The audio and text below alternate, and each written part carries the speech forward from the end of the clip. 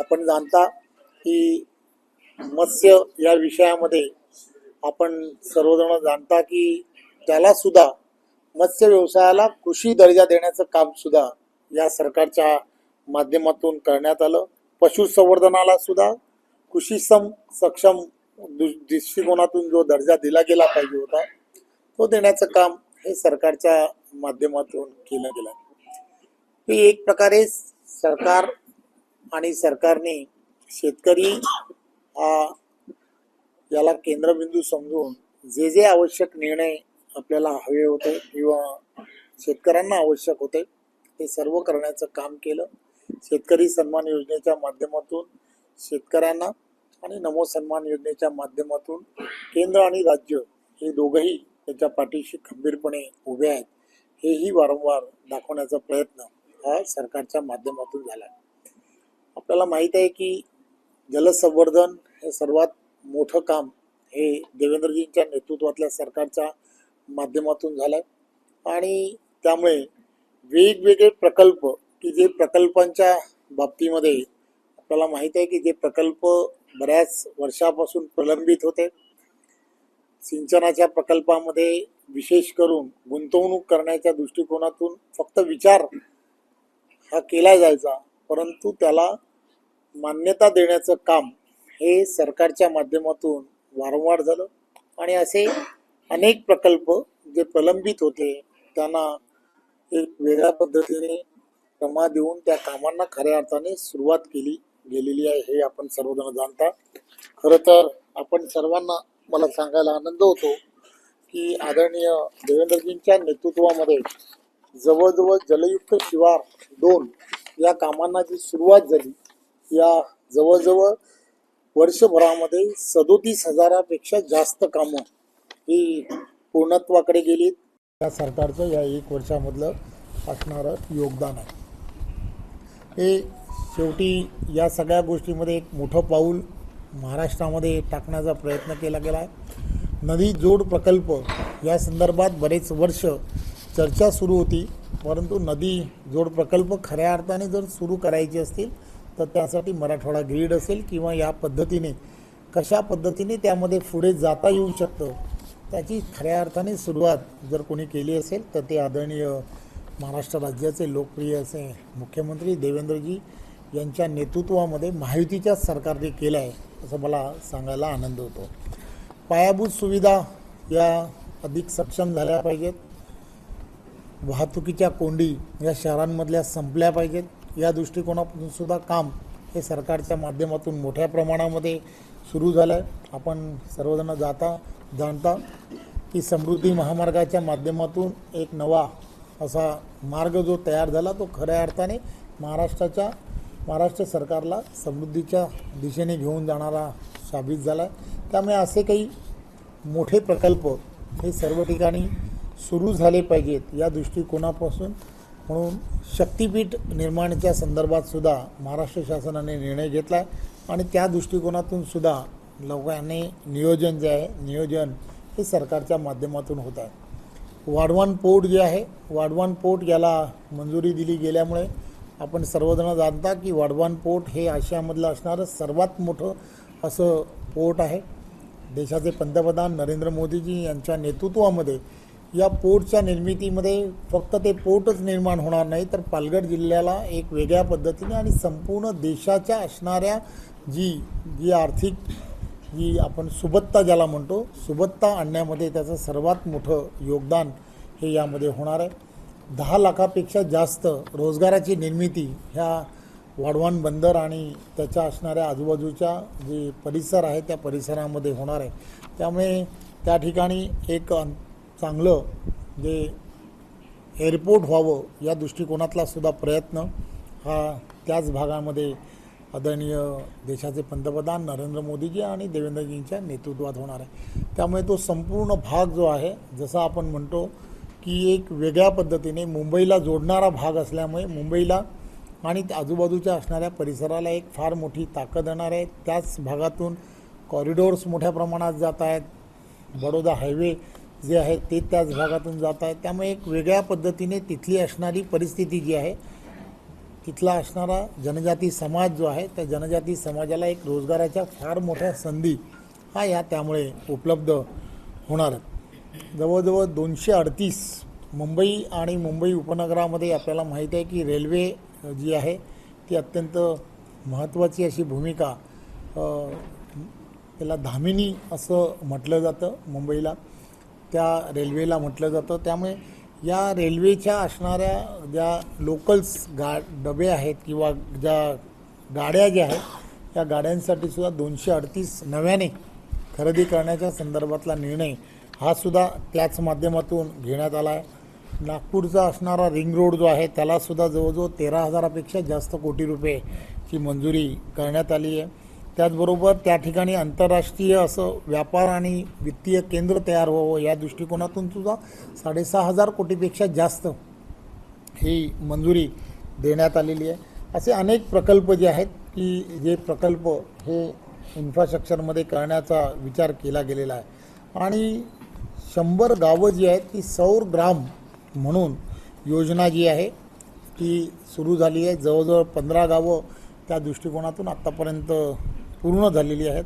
त्यामुळे या सगळ्या गोष्टी ज्या आहेत या येणाऱ्या काळामध्ये महाराष्ट्राच्या या सगळ्या गतिमान महाराष्ट्र करण्यासाठी, ज्याला देवेंद्रजी नेहमी म्हणतात की महाराष्ट्र आता थांबणार नाही, त्याचा अर्थ असा आहे की महाराष्ट्राला प्रत्येक क्षेत्रामध्ये एक नंबर करण्याचं काम हे महायुतीचं सरकार महाराष्ट्रातलं या गेल्या 1 वर्षामध्ये करत आहे. लाडकी बहीण योजना जी आहे, विरोधक वारंवार सांगत होते की लाडकी बहीण योजना ही बंद होणार आहे, पण आपण जाणताय की देवाभाऊ नेहमीच सांगतात की मी जोपर्यंत मुख्यमंत्री म्हणून आहे तोपर्यंत या योजनेला कुठेही धक्का लागणार नाही, कारण मी तुमचा सर्वांचा लाडका देवाभाऊ आहे. त्यामुळे तीही योजना अतिशय योग्य प्रकारे सुरू आहे. राज्यामधील असणाऱ्या 10 जे जिल्हे आहेत त्या 10 जिल्ह्यांमध्ये उमेदचे मॉल तयार व्हावेत अशा दृष्टिकोनातून, महिलांचं सक्षमीकरण व्हावं या दृष्टिकोनातून सुद्धा एक विचार, आणि उमेदची असणारी ही जी एक फार मोठी असणारी महिलांची ताकद आहे तिला खऱ्या अर्थाने बाजारपेठ निर्माण करून देणं या दृष्टिकोनातून निर्णय हा सरकारने घेतला आणि त्या दिशेने आपण कामाला सुरुवातही झालेली आहे. आपण सर्वजण जाणता की महाराष्ट्राला जर पुढे न्यायचं असेल तर यामध्ये मोठ्या प्रमाणामध्ये इन्व्हेस्टमेंट येणं हे अत्यंत गरजेचं आहे. आणि म्हणून जवळजवळ 16 लाख कोटीपेक्षा जास्त सामंजस्य करार हे दावोसमध्ये हे गेल्या वर्षभरामध्ये झाले. आणि हे करार फक्त झाले नाहीत तर त्यापैकी 80% जास्त उद्योगधंद्यांना खऱ्या अर्थाने सुरुवातही झालेली आहे.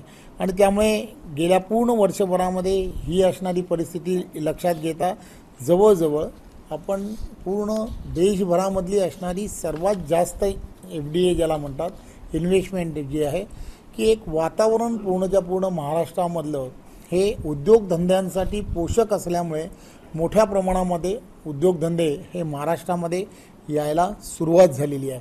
आणि या सुरू झालेल्या या उद्योगांच्या माध्यमातून जवळजवळ 1.5 लाखापेक्षा जास्त लोकांना रोजगाराच्या संधी खऱ्या अर्थाने प्राप्त झाल्या आहेत हे मला सांगायला आनंद होतो. आपण सर्वजण जाणता की या सगळ्या विषयांमध्ये सुद्धा पोलीस भरती हा विषय हा अत्यंत महत्त्वाचा विषय होता. आणि म्हणून राज्यभरामधले गेल्या वर्षभरामध्ये 45,000पेक्षा जास्त लोकांना रोजगाराची पोलीस भरती ही करण्यात आलेली आहे. त्या व्यतिरिक्त आपण वेगवेगळे डिपार्टमेंट्स आहेत, या डिपार्टमेंटमध्ये नरेंद्र मोदीजींच्या नेतृत्वामध्ये सातत्याने सांगितलं जात होतं की शासकीय नोकऱ्या ज्या आहेत त्या नोकऱ्यांमध्ये ज्या ठिकाणी आपल्याला भरती करता येऊ शकते त्या ठिकाणी भरती करावी असं जेव्हा सांगितलं त्यावेळी वेगवेगळ्या डिपार्टमेंट्समध्ये सुद्धा वेगवेगळ्या पद्धतीने भरत्यांचं TCSच्या माध्यमातून किंवा कुठेही ज्याला म्हणतो की पारदर्शकता ठेवून सर्व भागांमध्ये, मग त्या महानगरपालिका असतील किंवा वेगवेगळ्या असणाऱ्या शासकीय ज्या नोकऱ्या होत्या ज्या प्रलंबित होत्या त्या सर्व ठिकाणी सुद्धा एक चांगल्या पद्धतीने पारदर्शकपणे त्या ठिकाणी नोकऱ्यांच्या संधी ही तरुणांना मोठ्या प्रमाणामध्ये मिळत आहेत हे मला सांगायला आनंद होतो. नवी मुंबई या भागामध्ये एक विद्यापीठां 5 परदेशी विद्यापीठांचे करार झालेले आहेत आणि त्या ठिकाणी एज्युकेशन सिटी म्हणून येणाऱ्या काळामध्ये नवी मुंबई हा जो भाग आहे तो भाग येणाऱ्या काळामध्ये आपल्याला सर्वांना पाहायला मिळाला. तरुण शेकडो तरुण हे शिक्षणाच्या निमित्ताने बाहेर असणाऱ्या काही प्रमुख युनिव्हर्सिटी ज्या आहेत त्या युनिव्हर्सिटीमध्ये शिक्षणासाठी जात असतात. त्यामुळे त्यांना बाहेरगावी न जाता ते याच ठिकाणी त्यांना शिक्षणाच्या व्यवस्था झाल्या पाहिजेत या दृष्टिकोनातला प्रयत्न हा आपले देवेंद्रजींच्या नेतृत्वात झाला. याचा अर्थ फक्त लक्षात घेतला पाहिजे की आपल्या देशातील असणारी करन्सी जी आहे ही करन्सी बाहेरच्या देशामध्ये जेव्हा एखादा विद्यार्थी किंवा एखादा कोणीतरी ज्यावेळेला बाहेर जात असतो त्यावेळेला आपल्या देशातली जे पैसे जे आहेत ते बाहेर जात असतात. परंतु हीच जर शिक्षणाची व्यवस्था जर आपल्याच देशामध्ये झाली तर ती पूर्णच्या पूर्ण करन्सी जी आहे ती करन्सी आपोआप आपल्या देशामध्ये राहायला सुरुवात होईल. एक दूरदृष्टी असणारा नेता कसा असतो हे देवेंद्रजींनी या त्यांच्या विविध कामांमुळे आपल्याला लक्षात आणून दिलेलं आहे.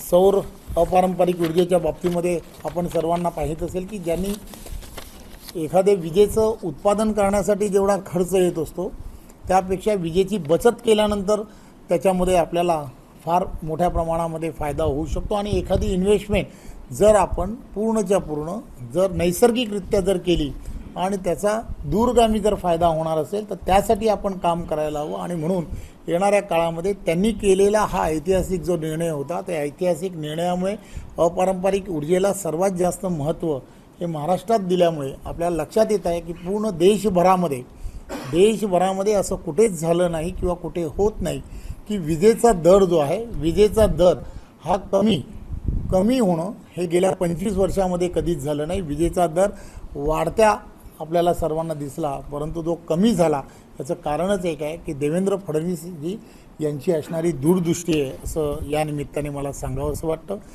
राज्य शासन असेल किंवा CBSE बोर्ड्स असतील किंवा ह्या सगळ्या ज्या आपलं असणारं शालेय शिक्षण आहे या शालेय शिक्षणामध्ये छत्रपती शिवाजी महाराजांचा असणारा जो इतिहास आहे तो इतिहास त्यामध्ये प्रामुख्याने शिकवला गेला पाहिजे. या दृष्टिकोनातून पाऊल हे या पूर्णच्या पूर्ण 1 वर्षामध्ये सातत्याने घेण्याचं काम झालं.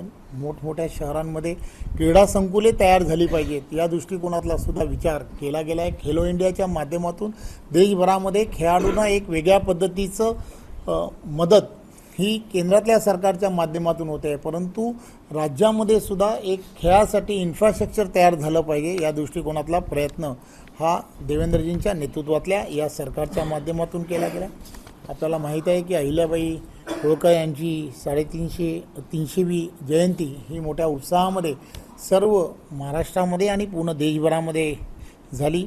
आणि त्यामुळे अहिल्याबाईंचं असणारं जे योगदान या देशासाठी असणारं किती मोठं आहे हे आपण सर्वांनी जाणता. आणि त्या दृष्टिकोनातून जवळजवळ 5,500 कोटीपेक्षा जास्त त्यांच्या तीर्थक्षेत्र जी आहेत त्यांनी ज्या ठिकाणी वेगवेगळ्या पद्धतीने कामाला केली किंवा ज्या मंदिरांचा जीर्णोद्धार केला ज्या ठिकाणी विहिरी बांधल्या किंवा जे त्यांनी त्यावेळच्या काळामध्ये केलेलं काम होतं त्या सर्व भागांमध्ये त्या विशेष असा निधी देण्याचं काम हे या सरकारच्या माध्यमातून केलं गेलं आहे. त्याच माध्यमातून जवळजवळ अहिल्याबाई होळकर यांच्या नावाने महिलांसाठी स्टार्टअप तयार करण्याचा सुद्धा संकल्प हा आपल्या सरकारच्या माध्यमातून करण्यात आलेला आहे. एक गोष्ट लक्षात घेतली पाहिजे की आपण सर्वजण जाणता की सर्व राज्यांमध्ये ज्या सरकारी सेवा ज्या आहेत त्या सरकारी सेवा येणाऱ्या काळामध्ये आपण जाणता की यामध्ये पारदर्शकता आली पाहिजे. या दृष्टिकोनातून देवेंद्रजी जेव्हा 2014 पासून 2000 या आजपर्यंत सातत्याने त्याचा प्रयत्न करत आहेत आणि त्या सर्व गोष्टींमध्ये तहसीलदार कार्यालय असेल किंवा सरकारी जेवढी कार्यालय आहेत की ज्या ठिकाणी दाखले दिले जातात किंवा या सगळ्या गोष्टींमध्ये विलंब जो केला जातो आज आपल्याला माहिती आहे की हे पूर्णच्या पूर्ण महाराष्ट्र किंवा देशामध्ये सर्व ठिकाणी डिजिटलायझेशन मोठ्या प्रमाणात झालेलं आहे. त्यामुळे डिजिटलायझेशन झालेला याचा फायदा हा सामान्य नागरिकांना झाला पाहिजे या दृष्टिकोनातून हे सर्वच्या सर्व दाखले जे आहेत ते व्हॉट्सअपच्या माध्यमातून देण्याचा निर्णय हा या सरकारच्या माध्यमातून केला गेलेला आहे. सेवा क्षेत्रांमध्ये अतिशय चांगलं काम उभं राहिलं पाहिजे आणि नागरिकांची जास्तीत जास्त सेवा ही नागरिकांना उपलब्ध झाली पाहिजे म्हणून सरकार कटिबद्ध आहे आणि सरकार त्या दृष्टिकोनातून वेगवेगळ्या पद्धतीने डिजिटायझेशन पद्धतीने किंवा जास्तीत जास्त लोकांना कमीत कमी या सगळ्या व्यवस्थेमधून कमीत कमी त्रास कसा होईल या दृष्टिकोनातला प्रयत्न हा सरकारच्या माध्यमातून केला जातो आहे. अनुकंपाच्या माध्यमातून जो अनुशेष गेल्या काही वर्षभरामध्ये होता, जवळजवळ 5,500पेक्षा जास्त लोकांना शासकीय नोकऱ्यांमध्ये त्यामध्ये प्राधान्य देण्याचं काम हे सरकारच्या माध्यमातून झालं आहे. महात्मा फुले जनआरोग्य योजनेच्या माध्यमातून जवळजवळ ज्या आजार त्यामध्ये ठेवले होते त्या आजारांमध्ये अधिक वाढ व्हावी अशी सातत्याने नागरिकांची मागणी होती आणि म्हणून 2,399 आजारांचा यामध्ये मोठ्या प्रमाणामध्ये समावेश हा करण्याचं काम झालेलं आहे. पूर्ण वर्षभरामध्ये जवळजवळ 1,09,440 ग्रामीण कुटुंबांना न जोडण्या करण्याचं कामसुद्धा याच वर्षांमध्ये झालेलं आहे. नवी मुंबई जे आहे त्यामध्ये महाराष्ट्र इनोव्हेशन सेंटर तयार करावं, ही सिटी तयार करावी असा विचार हा शासनाच्या माध्यमातून सुरू झालेला आहे आणि त्या दृष्टिकोनातून कामालाही प्रत्यक्षपणे सुरुवात केली गेली आहे. राज्याचं नवीन गृहधोरण जे आहे त्या गृहधोरणाच्या संदर्भामध्ये सुद्धा राज्याने विचार केला आणि त्या दृष्टिकोनातून सुद्धा कामाला सुरुवात केली आणि त्यामध्ये सुद्धा स्वयं पुनर्विकास या माध्यमातून सुद्धा एक चांगल्या पद्धतीचा एक विकास हा त्या ठिकाणी करता येऊ शकतो याची मुंबईमध्ये त्याची सुरुवात झालेली आहे आणि याच धर्तीवरती संपूर्ण महाराष्ट्रभर या सगळ्या गोष्टी होणार आहे.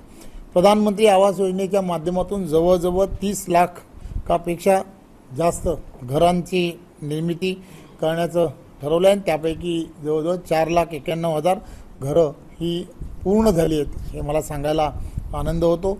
तुकडेबंदीचा कायदा शिथिल करण्याचा निर्णय हा 1 जानेवारी 2025 पर्यंत झालेला आहे आणि त्यामुळे त्यासाठीच्या असणाऱ्या ज्या कायदेशीर ज्या बाबी आहेत त्या बाबी पूर्ण करण्याचं काम केलं जात आहे. शेतजमिनीच्या बाबतीमध्ये जे वाटप करण्याचा जो विषय होता त्यासाठी जी शुल्क माफीच्या संदर्भातला जो महसूल खात्यातला जो निर्णय होता तो निर्णयही झालेला आहे याची आपणा सर्वांना कल्पना आहे. आणि आणीबाणीत कारावास ज्या मंडळींनी भोगला अशांच्या मानधनामध्ये सुद्धा दुप्पट वाढ करण्याच्या संदर्भातला निर्णय हा सुद्धा शासनाच्या माध्यमातून घेतला गेलेला आहे. महाराष्ट्र राज्य अनुसूचित जाती आयोग हा महाराष्ट्र राज्य अनुसूचित जमाती आयोग या दोन्ही गोष्टीला संविधानिक जी मान्यता दिली पाहिजे होती ती मान्यता ही शासनाच्या माध्यमातून दिली गेलेली आहे. पीपल्स एज्युकेशन सोसायटीला 500 कोटी रुपयापर्यंतचा निधी देण्याच्या संदर्भातला जो निर्णय होता तो निर्णयही शासनाच्या माध्यमातून घेण्यात आलेला आहे.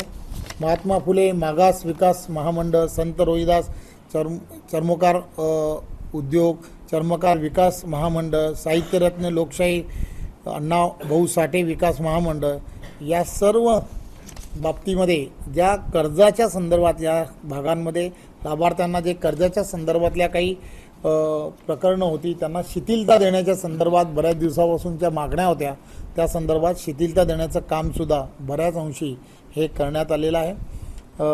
त्याच व्यतिरिक्त ओबीसींसाठी 72 नवी वसतिगृह करावीत असा जो विचार झाला होता त्यापैकी 64 जवळजवळ पूर्ण झालेली आहेत. मागासवर्गीय वित्त व विकास महामंडळ वसंतराव नाईक महामंडळाची कर्ज मर्यादा 10 लाखावरून 15 लाख रुपये करण्याचं ठरवलं होतं ते पूर्ण झालेलं आहे. नमो आदिवासी स्मार्ट शाळांमार्फत 73 आश्रमशाळांना विज्ञान केंद्र म्हणून घोषित केलेलं आहे. आदिवासी जनजाती समाज मोठ्या प्रमाणात आहे त्यांना PhD मास्टर डिप्लोमा थेट परदेशात जाण्यासाठी 12 विद्यार्थ्यांची नव्याने आपण निवडही याच माध्यमातून झालेली आहे. परशुराम आर्थिक विकास महामंडळ, वीर शिरोमणी महाराणा प्रताप आर्थिक विकास महामंडळ, श्री वासवी कन्यका आर्थिक विकास महामंडळ या योजनांना सुद्धा मंजुरी देण्याचं काम झालेलं आहे. त्याचबरोबर नोंदणीकृत बांधकाम कामगारांना सुद्धा 60 नंतरसुद्धा निवृत्ती वेतन देण्याच्या संदर्भातला निर्णय आणि संजय गांधी निराधार आणि श्रावणबाई योजनेतील दिव्यांग लाभार्थी यांना अर्थसहाय्य म्हणून 1,000 रुपयाची वाढ अशा अनेक योजना ज्या आहेत त्या योजनांच्या माध्यमातून या सरकारने या नरेंद्र मोदीजींच्या नेतृत्वामध्ये आणि महाराष्ट्राचे लोकप्रिय असे मुख्यमंत्री देवेंद्रजी यांच्या नेतृत्वामध्ये जे महायुतीचं सरकार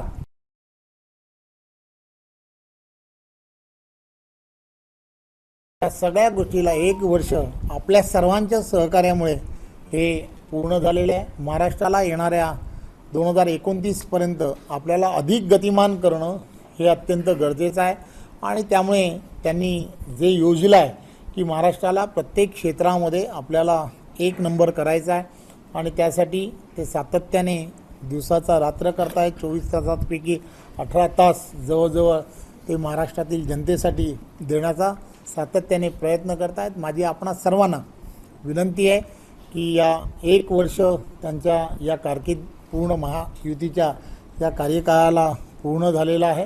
त्यामुळे आज या पत्रकार परिषदेच्या माध्यमातून जो संक्षिप्तमध्ये जो विषय आपल्यासमोर मांडायचा होता तो मांडण्याचा एक प्रयत्न केला आहे। त्याबद्दल आपण सर्वांनी शांतपणे हा विषय ऐकून घेतलात त्याबद्दल मी आपण सर्वांचं मनपूर्वक धन्यवाद देतो। आणि तुमचा आवडता विषय सांगतो, पुढचा सांगतो ना, ह्याच्यापेक्षा दुसरा एक आवडता विषय आहे कारण मला लग्नाला पण जायचं आहे। त्यामुळे आपल्याला माहिती आहे की आत्ता पूर्ण महाराष्ट्रामध्ये सर्व ठिकाणी स्थानिक स्वराज्य संस्थांच्या निवडणुका या अतिशय जोमामध्ये सर्व ठिकाणी सुरू होत्या आणि त्यापैकी काही निवडणुका या पूर्ण झाल्यात, परंतु काही नगरपालिकेच्या निवडणुका अजूनही काही तांत्रिक कारणामुळे प्रलंबित आहेत। 20 तारखेला त्या निवडणुका होणार आहेत। परंतु या सगळ्या गडबडीमध्ये निवडणूक असते, निवडणुकीच्या प्रचारामध्ये अनेक आरोप प्रत्यारोप अशा सगळ्या गोष्टी होत असतात आणि तशा होणं हे स्वाभाविकही असतं। परंतु एक गोष्ट फार महत्त्वाची आहे की या संदर्भात भारतीय जनता पार्टी, शिवसेना आणि राष्ट्रवादी आम्ही सर्वजण महायुतीमध्ये एकत्रपणे सत्तेमध्ये गेली 1 वर्ष अतिशय चांगल्या पद्धतीने काम करतो आहे आणि त्यामुळे या सगळ्या गोष्टी महाराष्ट्रातील जनतेसाठी फार हितावह आहेत।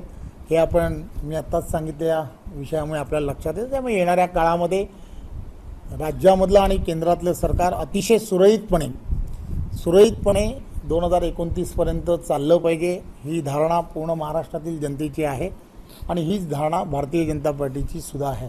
आणि भारतीय जनता पार्टीचा प्रदेशाध्यक्ष म्हणून आणि पूर्ण पार्टीचे असणारे आमचे सर्व नेते मंडळी याच दिशेने आहेत। परंतु एक गोष्ट लक्षात घेतली पाहिजे की काही दिवसा अगोदर काही घटनाक्रम असेच होत राहिले की त्या घटनाक्रमांमुळे काही ना काहीतरी विषय पुढे जात राहिले। कालच या संदर्भामध्ये 2 दिवसा अगोदर आदरणीय एकनाथराव शिंदेजी उपमुख्यमंत्री आमचे महायुतीतले नेते आहेत त्यांच्याशी चर्चा झाली आणि त्यांनी या संदर्भामध्ये विषय जे आहेत ते विषय आपण अधिक वाढवू नयेत असं ज्यावेळेला सांगितलं त्यावेळेला मी त्यांना म्हटलं की आपण काय करावं ते लवकरच आम्ही सर्वजण देवेंद्रजी, मी आणि ते आम्ही सर्वजण बसणार आहोत। त्यामुळे त्यांनी असं मला सांगितलं की जे घडलं आहे त्यापैकी काही गोष्टींवरती आपण पडदा टाकला पाहिजे। त्यामुळे कल्याण डोंबिवली आणि हा सगळा जो भाग आहे जरा एकदम अतिशय संवेदनशील आहे। त्यामुळे त्या संवेदनशील भागामध्ये काही प्रवेश हे शिवसेनेकडून काही प्रवेश घेण्यात आले। त्यामुळे मग त्या दृष्टिकोनातून भारतीय जनता पार्टीने सुद्धा काही प्रवेश त्या संदर्भात घेतले। काही चर्चा येणाऱ्या काळात करणं हे अपेक्षित आहे। त्यामुळे त्यामध्ये एक युवा नेतृत्व आहे अभिजित थरवळ म्हणून, त्याचा प्रवेश घेतल्यानंतर थोडंसं अधिक त्यामध्ये तीव्रता जाणवली। त्यामुळे असे काही प्रवेश उल्हासनगरमधले असणारे काही प्रवेश, कल्याण डोंबिवलीमधले असणारे शिवसेनेमधले काही प्रवेश, आमचे भारतीय जनता पार्टीमधले असणारे प्रवेश, या सर्व गोष्टींबद्दल थोडेसे आक्षेप सर्व बाजूने दोन्ही बाजूने दिसत आहेत। त्यामुळे त्या संदर्भात वरिष्ठ मंडळी सगळेजण बसतील असं आम्ही सर्वांनी ठरवलं आहे। त्यामुळे या सगळ्या गोष्टीची चर्चा 100% होईल आणि तूर्तता या सगळ्या गोष्टीवरती पडदा पडला पाहिजे। यानंतरच्या काळात महाराष्ट्रातील असणाऱ्या सगळ्या भारतीय जनता पार्टी, शिवसेनेतील सर्व कार्यकर्त्यांनी आणि पदाधिकाऱ्यांनी आपापसामधले असणारे कोणालाही घेऊ नये अशा पद्धतीचा निर्णय आम्ही आता सध्या शिंदेसाहेब असतील, देवेंद्रजी असतील आणि आम्ही भारतीय जनता पार्टीचे आणि आम्ही सगळीजणं राजकारणामध्ये असणारे बरेच वर्षाचे एकत्र काम करणारे कार्यकर्ते, महायुतीमध्ये करणारे कार्यकर्ते आहोत. त्यामुळे आम्ही सर्वांनी मिळून असा निर्णय घेतला आहे. त्यामुळे लवकरच अधिवेशन काळामध्ये कधीतरी एक दिवस जे प्रवासामध्ये किंवा कसं ना कधीतरी बसून या सगळ्या गोष्टीची चर्चा होईल. परंतु महाराष्ट्राला येणाऱ्या काळामध्ये गतिमान करण्यासाठी देवेंद्रजींच्या नेतृत्वामध्ये एक चांगल्या पद्धतीने महाराष्ट्रातील जनतेला जे आवश्यक आहे ते करण्याचा निर्णय हा आम्ही सर्वांनी घेतलेला आहे. धन्यवाद. चला. कामकाज झालं पण एकीकडे अर्थमंत्री म्हणतात की पैशाची कमी, लाडकी बहीणमुळे पैसा मोठा आर्थिक हे झालंय, कर्ज घेण्याची पायरी, हे असताना प्रकल्प मोठ्या प्रमाणात राबवले गेले, कसं नियोजन होणार आहे? एक गोष्ट लक्षात काय घेतली पाहिजे, मी जसं म्हटलं तुम्हाला की देशाचे पंतप्रधान नरेंद्र मोदीजी यांच्या नेतृत्वामध्ये आणि महाराष्ट्रामध्ये आदरणीय देवेंद्रजींच्या नेतृत्वातलं महायुतीचं सरकार आहे. केंद्रातलं सरकार ठामपणे पूर्णच्या पूर्ण ताकदीने ज्यावेळेला महाराष्ट्रातील सरकारच्या पाठीशी उभं राहत आहे. याचा अर्थ काय, तर याचा अर्थ एकदम साफ आहे की केंद्रातलं सरकार महाराष्ट्रातल्या सरकारबरोबर आहे. त्यामुळे पूर्णच्या पूर्ण ताकदीने महाराष्ट्रातील असणारे सर्व प्रकल्प, सर्व योजना या चालू राहतील आणि महाराष्ट्रातील जनतेची सेवा करण्याची संधी आपण महायुतीच्या सर्व देवेंद्रजींच्या नेतृत्वातल्या सरकारला दिली आहे. त्यामुळे देवेंद्रजींच्या नेतृत्वात दूरदृष्टी असणारं नेतृत्व आहे. त्यांना पुढे काय होणार आहे आणि महाराष्ट्राला काय आवश्यकता आहे याची कल्पना आहे. त्यामुळे ते महाराष्ट्राला त्या दिशेने घेऊन जातील.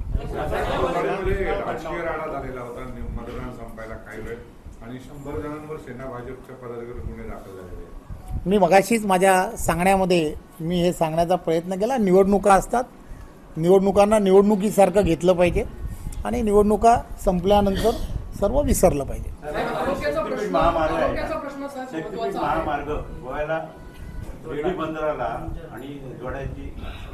या संदर्भामध्ये तो प्रकल्प जो आहे तो प्रकल्प आणि या संदर्भात देवेंद्रजी अतिशय चांगल्या पद्धतीने त्याचा सर्वांचा विचार करतायत आणि महाराष्ट्राला शक्तिपीठ हा किती आवश्यक आहे याची आपणा सर्वांना कल्पना आहे.